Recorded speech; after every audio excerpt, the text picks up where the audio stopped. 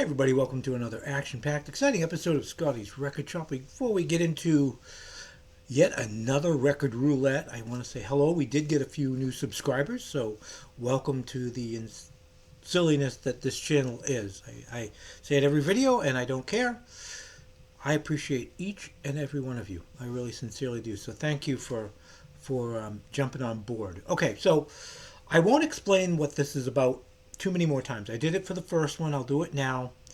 But hopefully, everybody will get it. I'm doing this mostly for the new subscribers. What this record roulette thing is I basically reach back into the wall here or whatever without looking, and I pull out a record, and I'm stuck with it. I have to talk about it. Now, I realized that other people on YouTube were doing this, and they call it whack-a-mole. And I'm not going to get into what whack-a-mole is. It was a game that some of us old folks remember. I've been doing this, or I was doing this, I don't know, 5 years ago. I do an internet radio show, and at the time I was playing nothing but vinyl. People really like that. And what I would do is I would have my wife go to the wall and just pull a record out randomly, and I had to play something from it.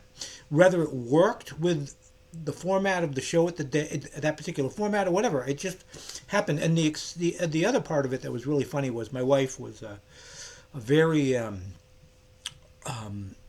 religious, deeply religious person who, if she pulled out an album that she felt was satanic, demonic, she would let me and everybody else on the air who were listening know. And a lot of people found that funny. I found it a little uncomfortable, but, looking back on it, it was kind of funny. So anyway, what I do is I reach back here somewhere, or I may get up. I do have a record shelf over there as well. And at some point, we'll pick something from there. But I'm just going to reach back, sit back here. Last week, we went on this side, and I got lucky. I pulled out Days of Futures Past by the Moody Blues. So that was kind of cool. I don't know what I'm going to pull out. So I'm going to go on this side here. And I'm going to, let's see here. Where do I want to reach here? Let's see here. I don't know what I'm reaching. So I'm just going to pick something.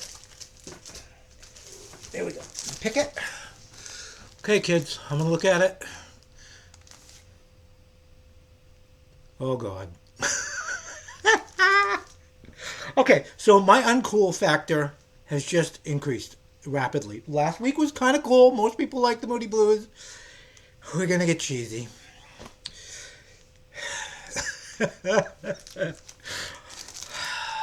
Today's record roulette. Andy Gibb. Shadow dancing.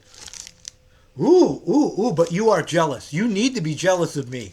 This isn't just any old pressing.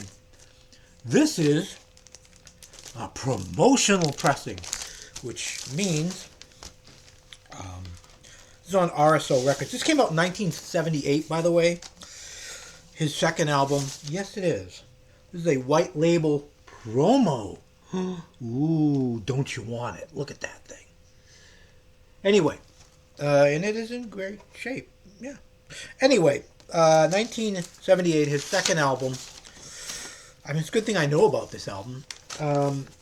Went to, I'm trying to think if this went to number one. I don't believe it went to number one on the charts. However, Shadow Dancing did go to number one, and it was even though the Bee Gees his brothers, had tremendous luck in 1978 with the Saturday Night Fever soundtrack, I think Andy ended up with the number one song, Shadow Dancing, number one song of the year. So he did really good with that. At this point in time, his drug habit was increasing, but they were able to get a good album. He only put out 3 albums, and I'll be honest with you, I mean, confession time, probably lose some subscribers, maybe I'll gain some, I don't really care.